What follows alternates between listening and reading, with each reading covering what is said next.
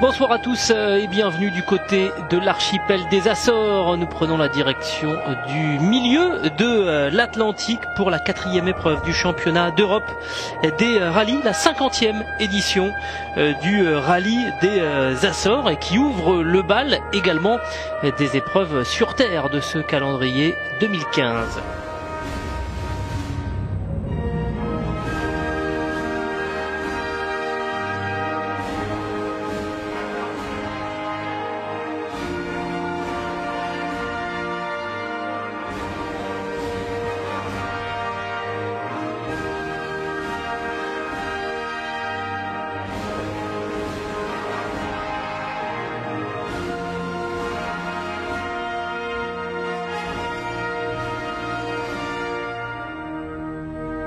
Voilà, c'est sans doute le rallye le plus esthétique de sincèrement tous les rallyes. Alors on va d'abord revoir ce qui s'est passé rapidement durant la première étape avec un Craig Breen qui a eu des moments difficiles dans le premier passage de cette superbe spéciale de CTC d'Ardèche avec un comportement de l'auto qui s'est déréglé totalement.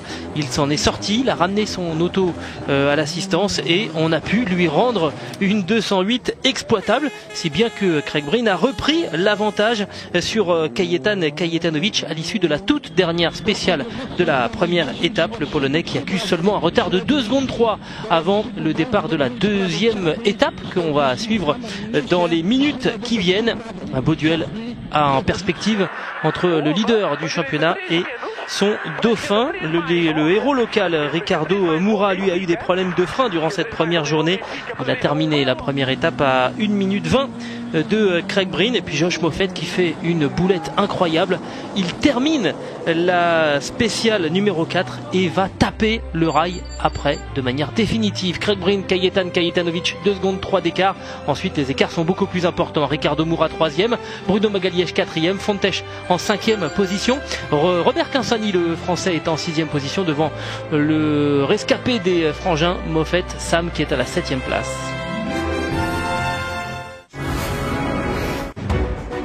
Et on va donc s'intéresser à cette deuxième étape aujourd'hui avec 6 spéciales à négocier.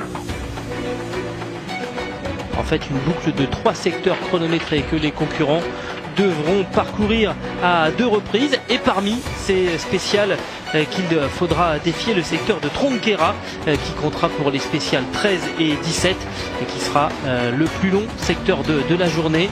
Un peu plus de 21 km, mais attention à Graminaich aussi qui fait quasiment 21 km.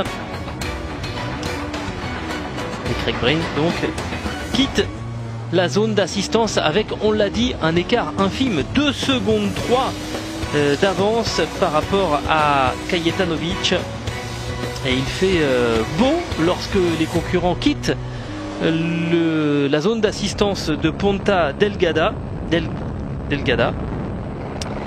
Et la météo sera un petit peu moins clémente en arrivant au départ de la spéciale numéro 12, la première à négocier durant cette journée. Avec, vous le voyez, un temps beaucoup plus humide et puis surtout un brouillard à couper au couteau. Là, dans ces conditions fraîches et humides, il vaut mieux avoir opté pour des pneumatiques tendres. Et Ricardo Moura, que l'on retrouve ici, qui, comme ses adversaires, aura quand même quelques difficultés avec le brouillard dans les premiers lacets de cette spéciale numéro 12, ce qui ne va pas l'empêcher de réaliser le meilleur temps dans cette spéciale. Ensuite il va enchaîner avec le deuxième meilleur chrono dans le secteur numéro 13. L'écart par rapport au duo de tête est trop important et Ricardo Moura reste 3e malgré ses très très belles performances pour débuter la journée. Sur les 6 ou 7 derniers kilomètres, en fait je suis obligé de freiner 2 fois. J'appuie sur la pédale une première fois et ensuite je freine vraiment, c'est très compliqué. Et le duel qui se poursuit donc entre Craig Breen et Kajetanovic pour la victoire de ce rallye des Açores. Deuxième temps pour Kajetanovic dans la spéciale numéro 12, à 2 dixièmes à peine de Ricardo Moura. Il va enchaîner avec le 4e chrono dans la spéciale numéro 13. En fait, ce qui se passe, c'est que Kajetanovic a pris des pneus durs et on l'a dit, les conditions fraîches et humides de ces spéciales du matin, eh bien sont plutôt favorables aux pneus tendres et le Polonais va avoir du mal à tirer son épingle du jeu.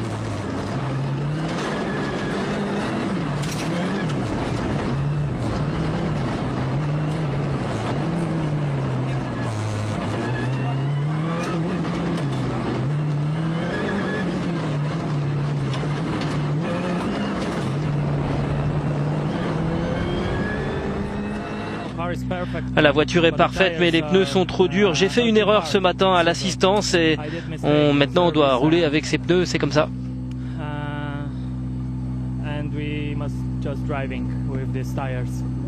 Et c'est peut-être le pari perdu pour Kajetan Kajetanovic qui va lui coûter la victoire dans ce rallye avec un autre choix de pneumatiques assez osé pour Craig Breen qui repart pour cette boucle avec des pneus déjà usés. En fait il se conserve un train de pneus neufs pour la deuxième boucle de l'après-midi et ce train de pneus usés va quand même le mettre en difficulté dans la spéciale numéro 12.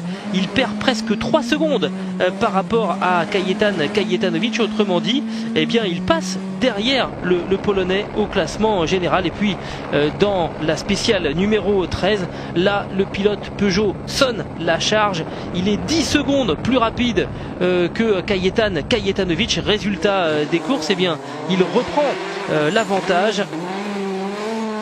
Il se retrouve donc de nouveau en tête après cette spéciale numéro 14 pour 11 secondes et 9 dixièmes. La fin de la spéciale était vraiment glissante et il fallait vraiment être prudent. Cette fois ça s'est bien passé, je suis content. Ouais, ça en est bien sorti Craig Breen sur ce coup là.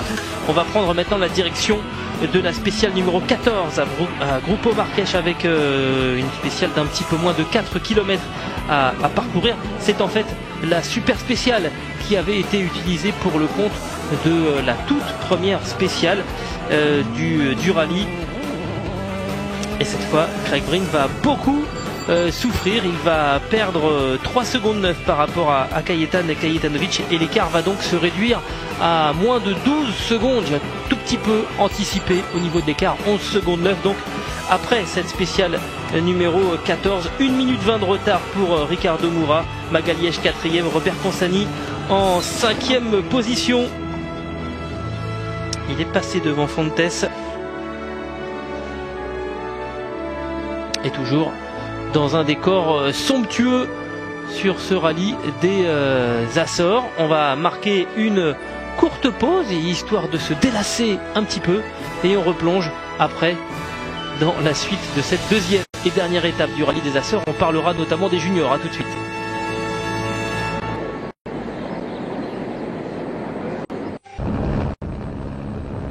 Et on est de retour aux Açores après la spéciale numéro 14. Craig Breen en tête avec 11 secondes 9 d'avance sur Kajetanovic. Les deux hommes qui s'affrontent pour la victoire de cette 4e épreuve de la saison. Avec le parcours donc des spéciales 15, 16 et 17.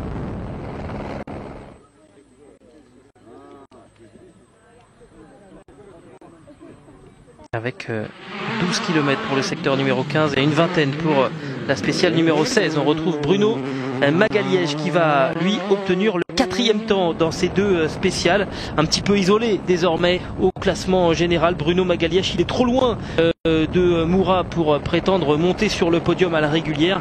Et il a une solide avance sur Robert Consani qui est à la 5e position.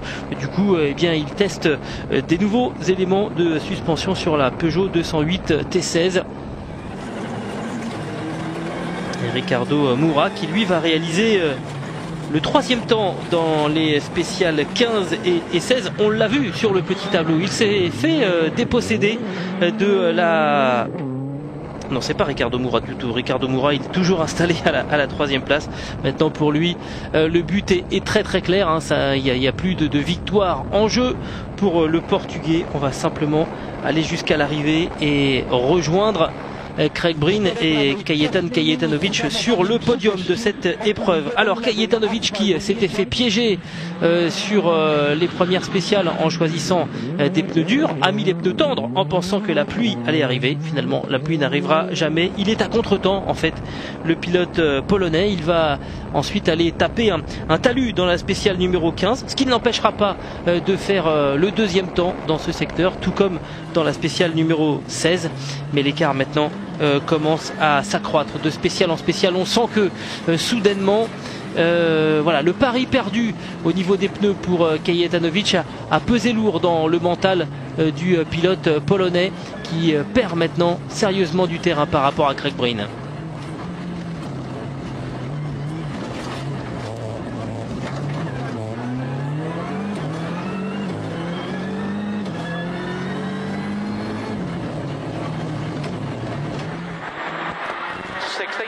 Et voilà Craig Breen donc qui est reparti pour ses spéciales 15, 16 et 17 avec des pneus durs et neufs et sans prendre spécialement de risques, en tout cas c'est ce qu'il dira. Eh bien il va signer le meilleur temps de ces deux spéciales et l'écart qui était, on l'a vu, d'un petit peu moins de 12 secondes est passé à 24 secondes 9 à l'issue de cette spéciale numéro 16. On a doublé l'avantage dont disposait le pilote Peugeot avant la spéciale numéro 15. Ce pari d'économiser un train de pneus est payant pour Craig Breen qui fait le break dans cette boucle et qui va pouvoir gérer sur la fin de parcours par rapport à son rival direct pour la victoire.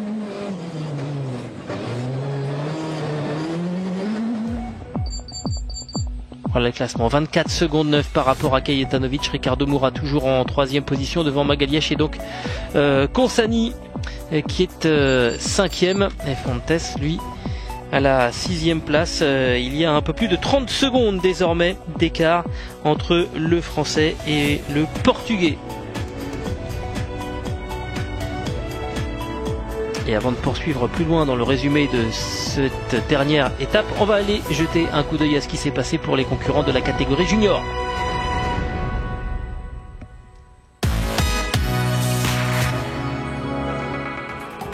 Et pour ceux qui n'étaient pas avec nous hier, on va rapidement revoir ce qui s'est passé durant la première journée chez les juniors et notamment pour Emil Bergqvist, le leader du championnat, qui avait bouclé cette première étape à la 3e position du classement des juniors avec 3 victoires de spécial quand même à l'actif du Suédois. Steve Rockland, le Norvégien, lui découvre les Açores et il a vraiment impressionné avec la 2e place à l'arrivée à seulement 22 secondes du leader. Un leader qui s'appelle Chris Ingram.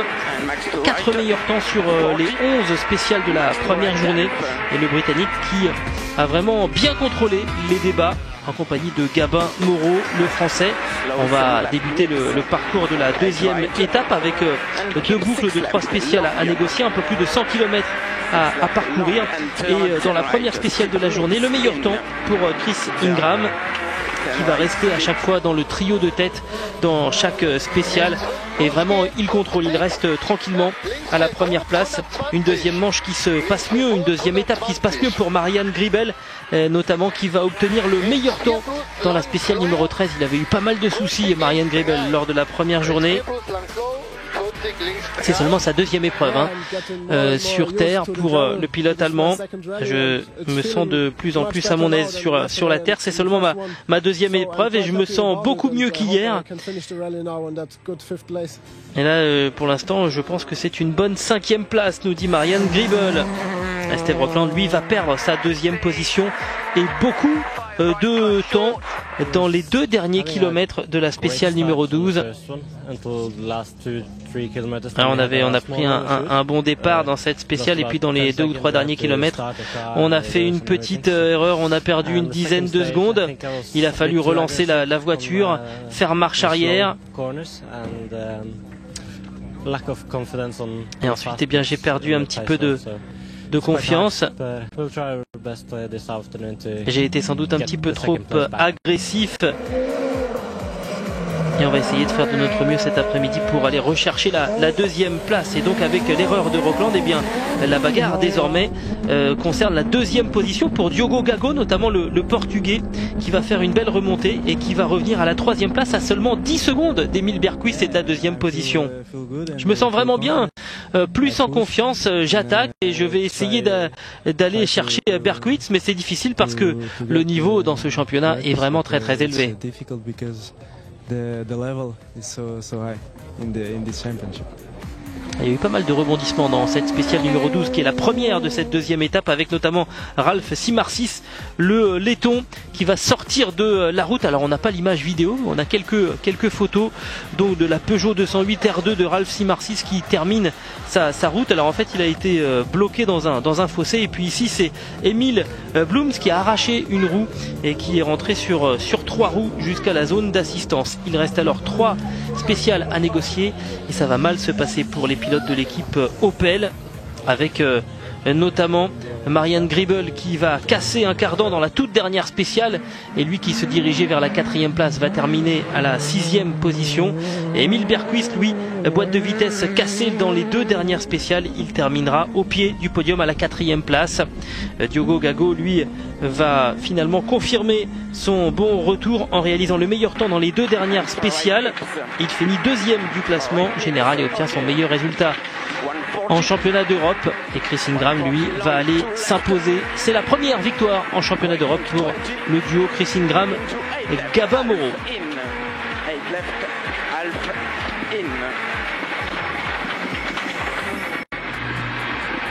I couldn't do more. Yeah.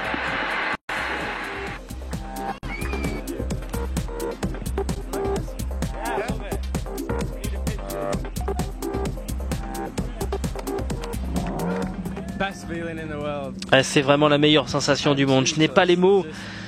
C'est le rallye le plus difficile que j'ai disputé. Il y a 6 ou 7 garçons qui pouvaient l'emporter.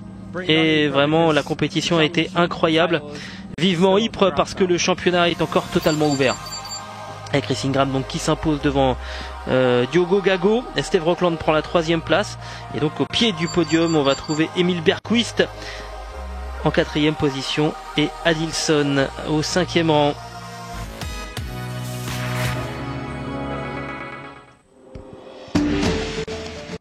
On a vu passer rapidement le tableau du championnat. Emile Bergquist reste en tête du championnat, 24 points d'avance sur Chris Ingram. Steve Rockland 3e. Et nous on va se quitter quelques secondes avec quelques images ici du lagon de feu, en espérant que les concurrents mettent le feu aux dernières spéciales de ce rallye. On revient dans quelques secondes.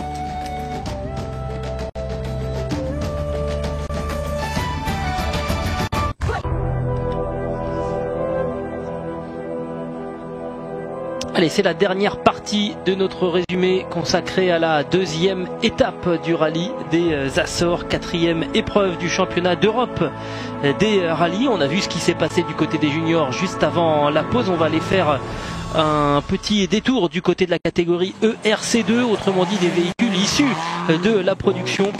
On va voir Dominikas Budzvilas, le Lituanien, qui va donc s'imposer dans cette catégorie. 11 victoires de spécial. Il termine 8e du classement général. Ouais, c'est vraiment un rallye incroyable. C'est génial d'être ici et je m'en souviendrai vraiment toujours de ces spéciales. Merci à tout le monde, à mon équipe. On a vraiment fait du très très bon travail. La victoire donc pour Budzvilas devant David Bodka, qui termine avec 4 minutes de retard quand même sur le vainqueur de la catégorie. 12e place au classement général pour le Hongrois David Bodka. En fait, l'écart en tête dans cette catégorie était nettement moindre. Luis Rego, le Portugais avec sa Mitsubishi Lancer, était à moins d'1 minute de Budzvilas avant la dernière spéciale, et puis le Portugais a été victime d'une crevaison. Résultat, de la 2e place de la catégorie, il termine 5e et il termine à la 22e place du classement général. Au classement du championnat, eh bien c'est Staff qui conserve la première position avec 4 petits points d'avance sur David Bodka, et donc Dominikas Budzvilas qui fait une bonne opération et qui remonte à la 3e place.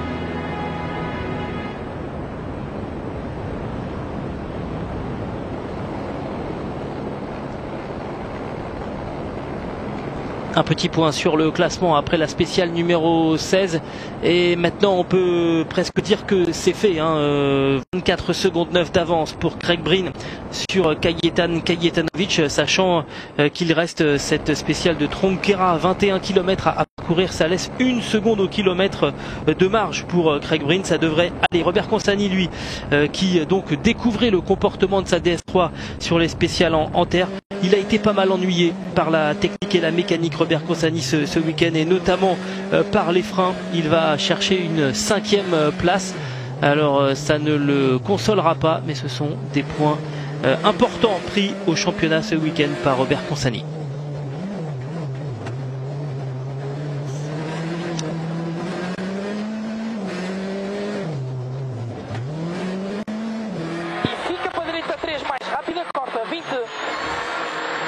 Bruno Magalhães lui ne se faisait pas vraiment d'illusions quant à ses possibilités d'aller chercher une 3e victoire sur ce rallye des Açores. Il a notamment eu pas mal de soucis durant la première étape avec cette valve de turbo qui l'a pas mal ennuyé. Il va terminer au pied du podium, Bruno Magalhães, avec la 4e position au classement général et une belle performance sur l'ensemble de cette 2e journée pour le Portugais.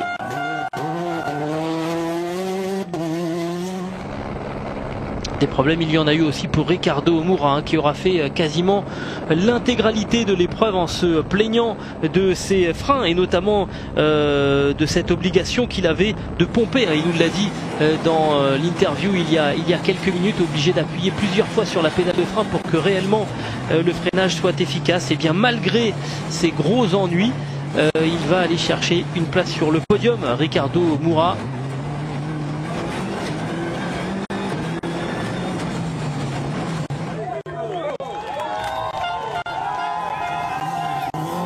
Un podium où il va rejoindre Kajetan Kajetanovic qui aura sans doute perdu toutes ses chances durant les 2 premières spéciales de cette 2e étape où il a fait le mauvais choix de pneus en optant pour des gommes dures. Le chrono dans cette spéciale de Tronquera, 18 minutes et 17 secondes. Autrement dit, il est 6 secondes moins rapide que lors du premier passage. Là, on comprend vraiment que Kajetanovic gère et qu'il n'a plus comme seule ambition que d'aller chercher cette 2e place. Il s'avoue vaincu de nouveau face à Craig Breen, mais encore une 2e place. Je suis vraiment désolé pour mon équipe parce que ce matin j'ai fait une erreur avec le choix des pneumatiques. Avec Craig Breen aussi, il a dû se battre durant ce rallye. On se souvient de cette interview de l'Irlandais où il nous disait qu'il avait l'impression que quelqu'un avait appuyé sur un bouton lui interdisant d'avoir le contrôle du train arrière de sa voiture. L'équipe Peugeot a réussi à trouver la parade et ensuite il a repris sa marche en avant. Il va terminer, Craig Breen, avec un avantage assez important et notamment dans cette dernière spéciale où il va être 37 secondes plus rapide que Kajetan Kajetanovic. L'an passé, cela aurait dû être ma dernière saison en championnat d'Europe. On m'a donné une année de plus pour faire la preuve que je mérite ma place et que je mérite d'aller dans les catégories supérieures. Cette saison, tout est prêt. Scott et moi faisons du bon boulot. Je crois que Peugeot Sport a aussi fait du bon travail. Et je sais que toute l'équipe est derrière moi et je me sens comme le roi du monde en ce moment. Et il termine avec plus d'1 minute d'avance sur Kajetanovic, 2 minutes 14 sur Ricardo Moura. Bruno Magalhães est donc 4e, Robert Consani 5e, Fontèche 6e, Sam Moffett 7e, Dominikas Butvilas vainqueur en ERC2 à la 8e place, Jaroslav Orsak 9e et Charles Martin, le coéquipier de Craig Breen, qui rentre dans le top 10. Le retour victorieux pour Craig Breen, c'est la 3e fois que Craig Breen s'impose cette saison.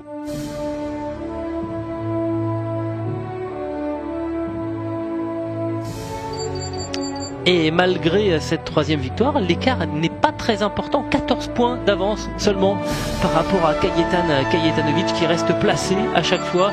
Les poursuivants sont emmenés par Robert Consani qui est pour le moment 3e du championnat. Et les frères Moffett sont décidément inséparables avec le même nombre de points.